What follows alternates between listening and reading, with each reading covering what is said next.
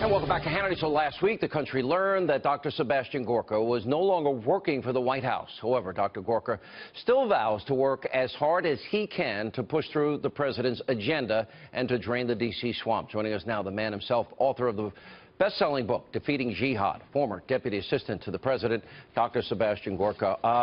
I was surprised and, frankly, a little bit shocked at this happening. You told me that you believe you can help push the president's agenda better from the outside. Tell us what happened. Well, look, what everybody understands, I think, especially your viewers and the Fox followers, is last year, on November the 8th, it really was an insurgency. It wasn't the establishment that won. It wasn't the GOP. It was a New York mogul, a tycoon of real estate, with his merry band of scrappy insurgents that won the election against all odds, crushed 16 competitors, defeated a woman who'd spent $700 million, okay?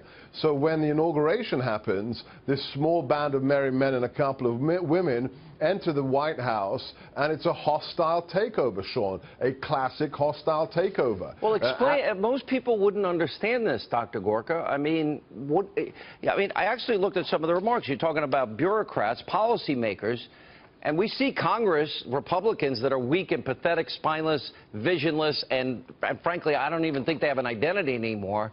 But you're saying that he's actually battling people within the White House. What does that mean? Who are these bureaucrats? You mean Obama holdovers?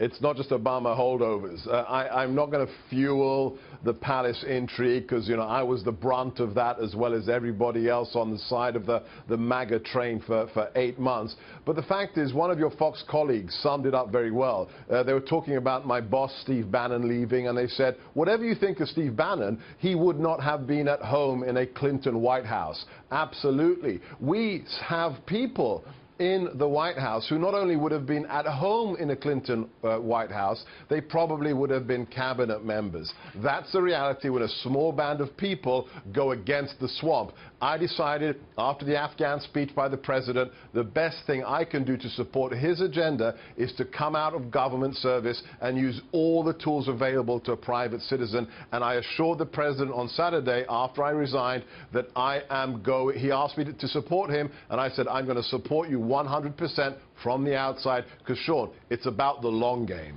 I know you mean that, and I will say this, that I've never seen a president have to deal with a leak a day from within its own government, or conversations with presidents and prime ministers leaked.